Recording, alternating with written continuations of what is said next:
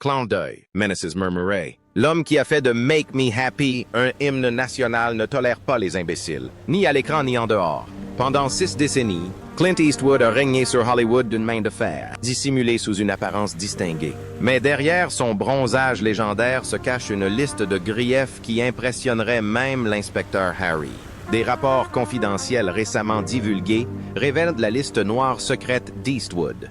5 acteurs avec lesquels le réalisateur légendaire a refusé de retravailler après avoir commis son pire crime. Leur avoir fait perdre un temps précieux.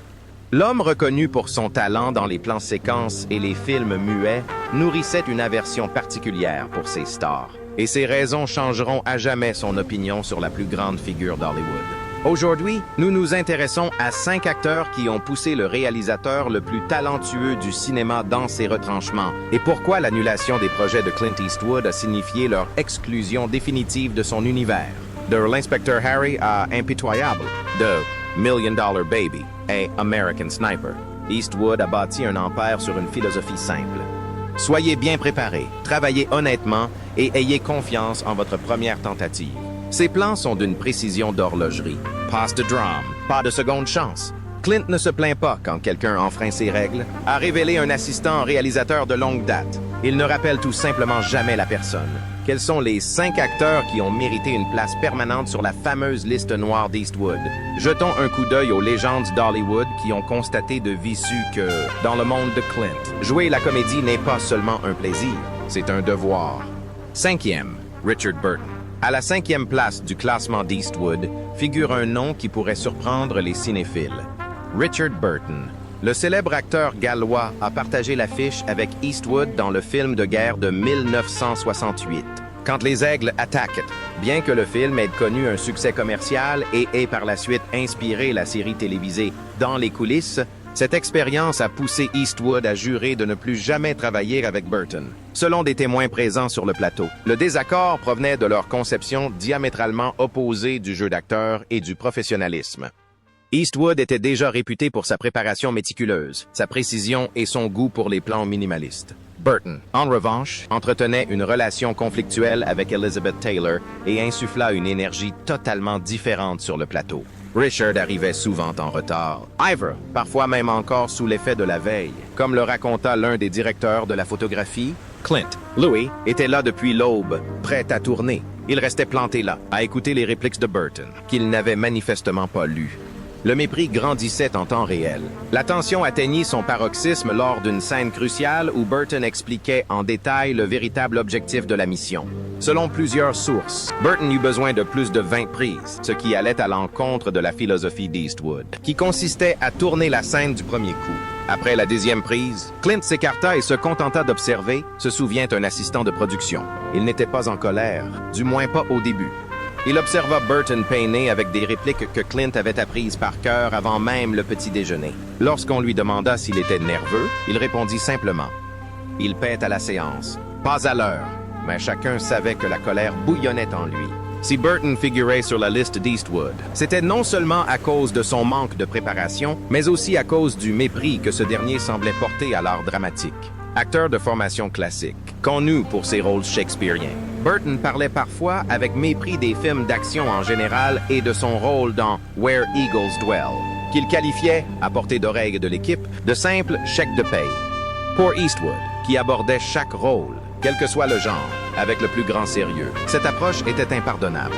Des années plus tard, interrogé sur sa collaboration avec Burton, Eastwood répondit avec sa franchise habituelle. Un homme talentueux, un talent gâché. Ces 3 mots en disent long sur la façon dont il considérait Burton, à la fois comme artiste et comme professionnel. En 4e position, John Seberg. La liste d'Eastwood inclut l'actrice Jean Seberg, dont la vie tumultueuse s'est tragiquement terminée. Eastwood a partagé l'affiche avec elle dans la comédie musicale La Kermesse de l'Ouest, 1968. Bien que Seberg soit surtout connu pour son rôle iconique dans À bout de souffle de Jean-Luc Godard et pour les poursuites engagées par le FBI en raison de son militantisme politique, sa brève collaboration avec Eastwood a laissé une impression négative et durable sur le futur réalisateur. La Kermesse de l'Ouest était un projet inhabituel pour Eastwood, une comédie musicale complexe dans laquelle il devait même chanter. Eastwood était déjà mal à l'aise à l'idée de quitter ses rôles habituels, et la situation fut encore compliquée par le comportement erratique et le manque de professionnalisme de Seberg sur le plateau. Selon diverses sources, Seberg traversait des difficultés personnelles qui affectaient son travail.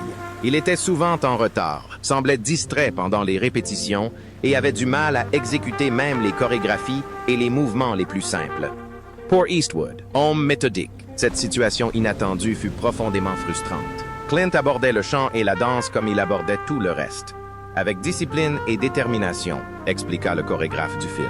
Gene, en revanche, semblait vivre dans un tout autre monde. Il était prêt à travailler, tandis qu'elle était en proie à une sorte de crise émotionnelle dans sa loge. Leurs approches étaient diamétralement opposées. La tension atteignit son paroxysme lors du tournage de leur scène d'amour.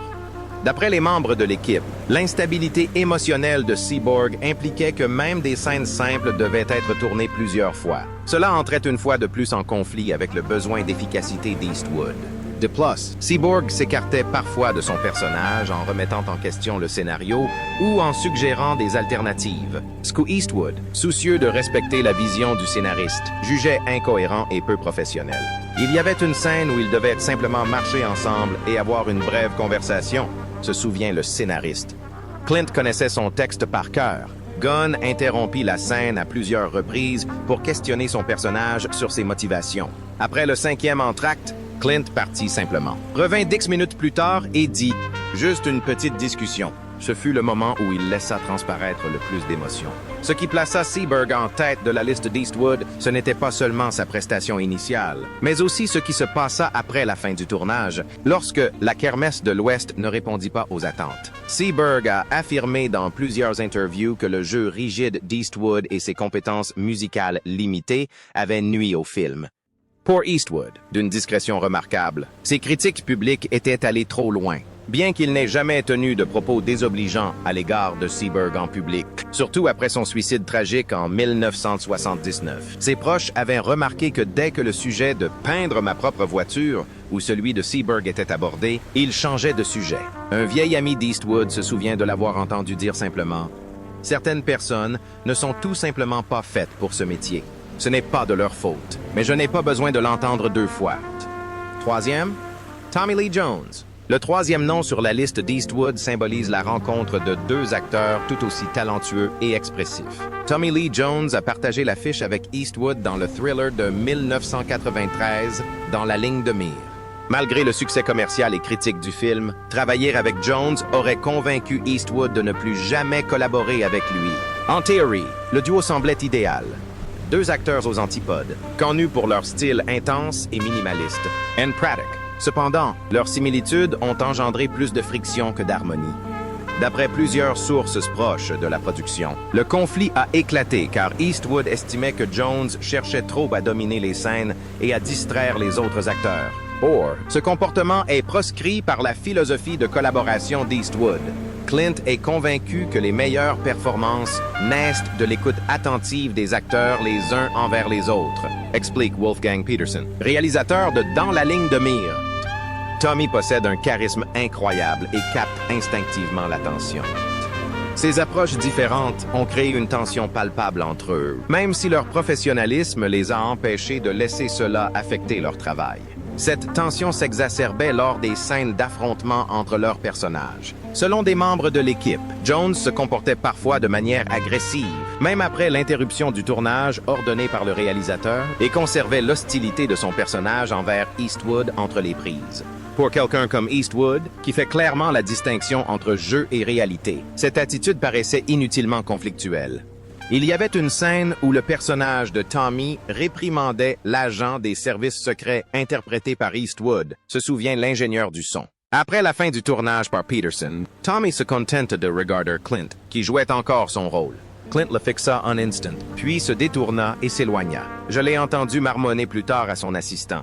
La vie est trop courte pour ces bêtises.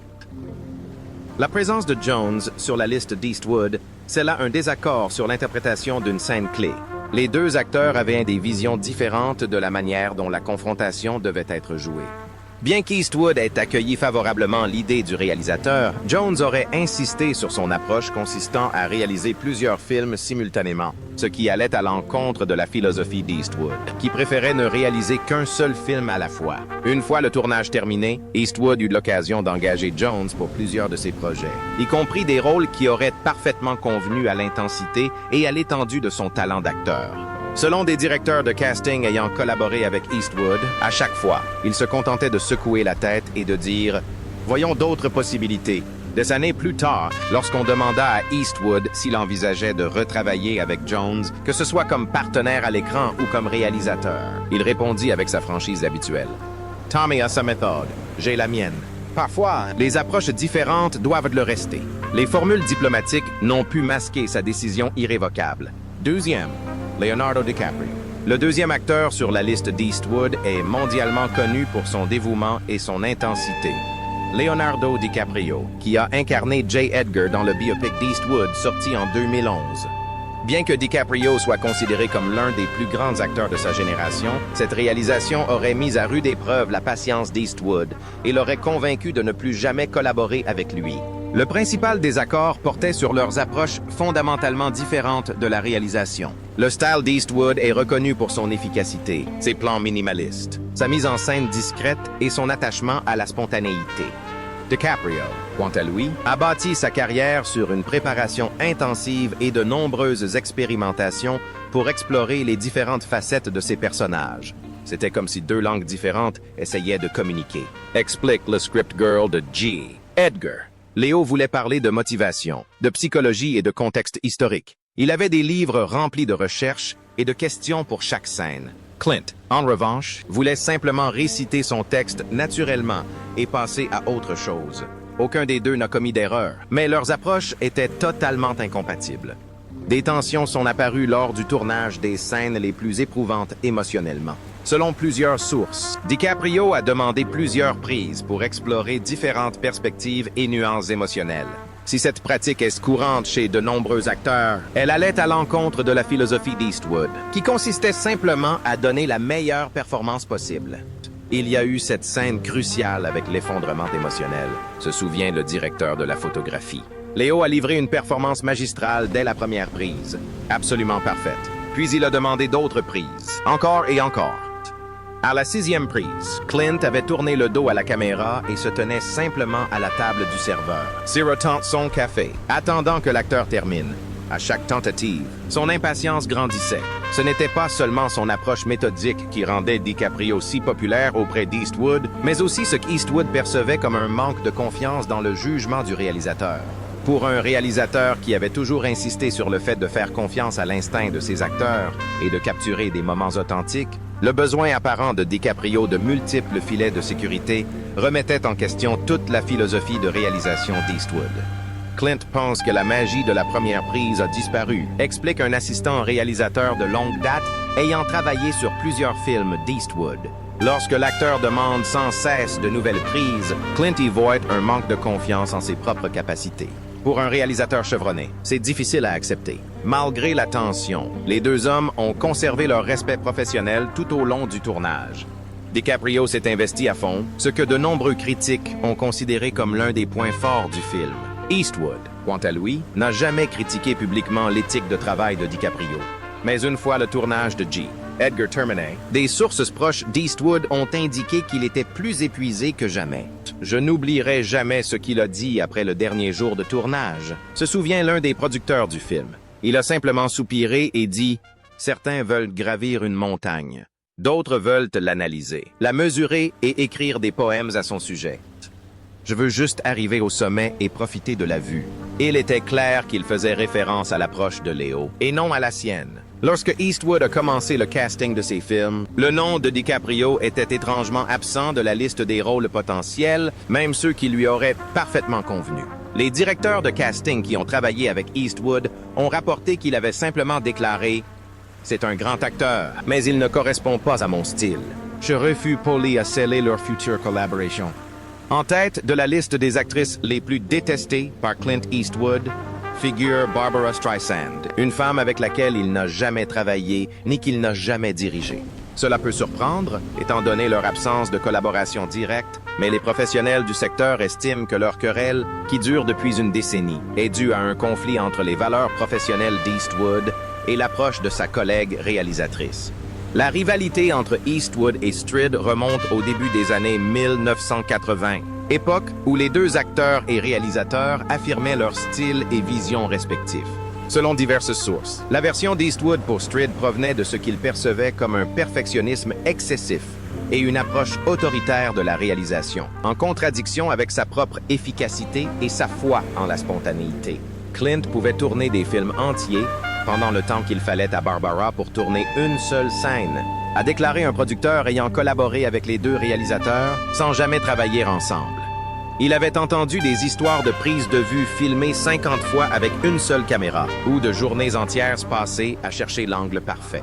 Pour quelqu'un qui se targue de prendre des décisions rapides et d'aller droit au but, cette approche est non seulement inhabituelle, mais carrément choquante. Les tensions ont éclaté au grand jour lors de la cérémonie des Oscars de 1992, où Impitoyable d'Eastwood et Le Prince des Marais, film inédit de Styrand, étaient en lice pour les nominations. Styrand n'a pas été nommé à l'Oscar de la meilleure réalisation malgré plusieurs autres nominations, ce qui a relancé le débat sur la discrimination sexiste dans l'industrie cinématographique.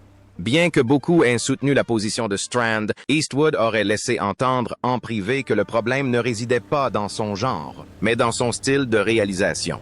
Des témoins oculaires ont rapporté qu'Eastwood aurait déclaré « S'il avait consacré plus de temps aux décisions et moins aux détails, il aurait pu réaliser plus de 3 films en 15 ans. » Ce désaccord philosophique a dégénéré en hostilité réciproque lorsque Strand aurait mis en doute la profondeur de l'œuvre d'Eastwood, insinuant que son impact se faisait au détriment de son impact émotionnel. Pour un réalisateur qui considère que trop réfléchir nuit à la crédibilité, un principe fondamental de la méthode Eastwood, cette critique a touché au cœur même de ses valeurs artistiques. C'est devenu une véritable rivalité à Hollywood, explique un consultant en relations publiques chevronné qui connaît bien les deux camps. Clint considérait Barbara comme une réalisatrice totalement incompétente, soumise, autoritaire et paralysée par le perfectionnisme. Barbara, de son côté, voyait en Clint quelqu'un qui privilégiait le rythme au détriment de la profondeur. Aucun des deux n'avait entièrement tort, mais leurs approches étaient si fondamentalement différentes que le respect mutuel devint impossible. Le conflit s'envenima lors du tournage de Sur la route de Madison en 1995. Strayhorn avait auparavant été pressenti pour réaliser, voire jouer dans, une adaptation cinématographique du best-seller, mais elle avait finalement renoncé au projet. Lorsqu'Eastwood a pris en charge la réalisation et le casting, il aurait apporté des modifications importantes au scénario et à l'approche, abandonnant les idées de Stryd pour le projet. Clint a tout simplifié, révélant même le nom du scénariste. Alors que la version de Barbara était détaillée et complexe, avec des scènes de coulisses et des personnages supplémentaires, Clint l'a réduite à une simple histoire d'amour. Il semblait vouloir prouver délibérément que son approche permettrait d'obtenir un impact émotionnel plus fort avec moins d'efforts. Le succès commercial et critique du film, notamment sa nomination aux Oscars, fut perçu par beaucoup comme une validation de la philosophie minimaliste d'Eastwood par rapport à l'approche plus ample de Streisand.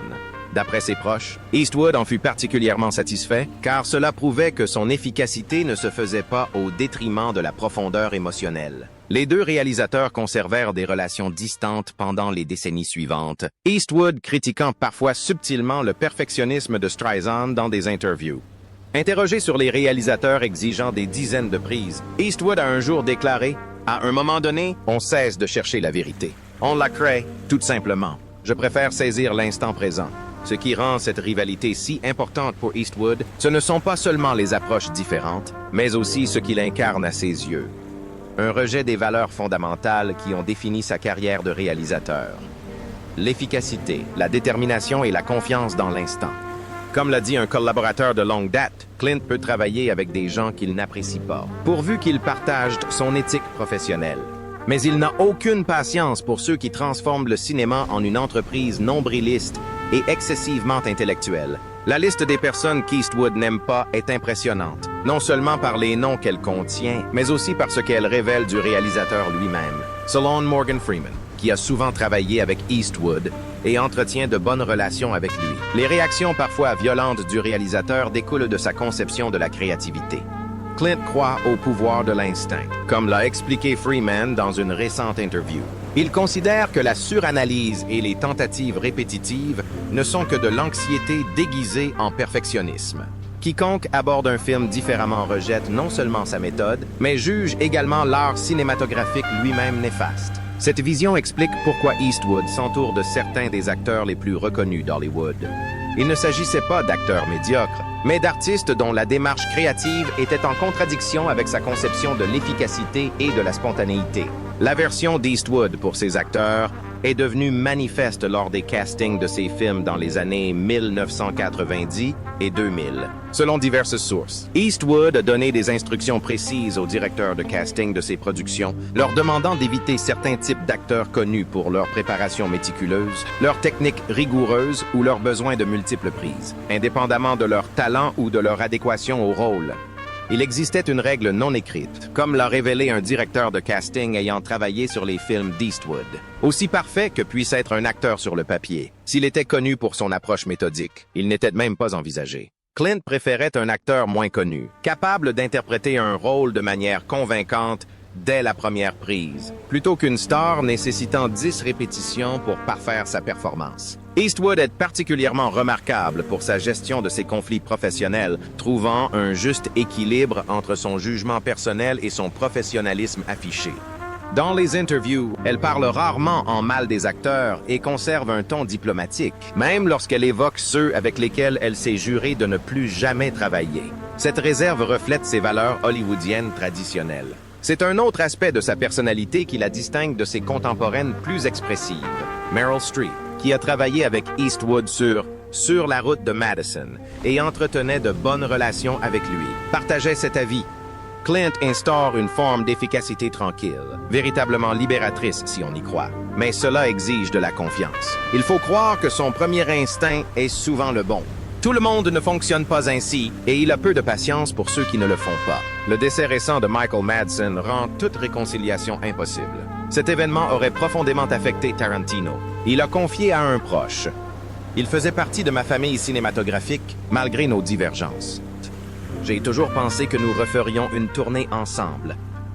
Malgré son aversion notoire pour certains acteurs, les proches d'Eastwood insistent sur le fait que ses sentiments reposent sur des principes artistiques et non sur une animosité personnelle. Ils continuent de parler avec respect du talent de DiCaprio et de la formation classique de Burton, tout en affirmant que leurs méthodes de travail sont incompatibles avec les siennes. Il ne s'agit pas d'apprécier ou non quelqu'un en tant que personne, expliquait un producteur ayant travaillé sur plusieurs films d'Eastwood. Il s'agit de la façon dont Clint préserve la pureté de son art.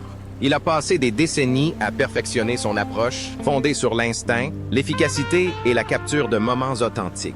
Quiconque sacrifie cette approche, quel que soit son talent, est oublié. Cet attachement à sa philosophie de réalisation s'est encore renforcé au début des années 1990, Eastwood continuant à tourner longtemps après que la plupart des réalisateurs aient pris leur retraite. Chaque année, il devenait plus sélectif dans son choix d'acteurs, se constituant une troupe fidèle qui comprenait et appréciait son approche méthodique et minimaliste.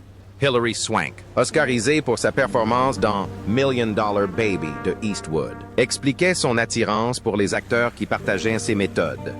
L'approche de Clint est incroyablement libératrice. Savoir qu'on n'a qu'une ou deux prestations permet de vivre la vie d'une manière totalement différente. Vous êtes tellement présent, et pourtant, il est difficile de maintenir cette présence pendant plus de 20 prises. Cela exige une confiance absolue en vous et en lui. La révélation de la liste d'Eastwood a suscité un vif débat à Hollywood.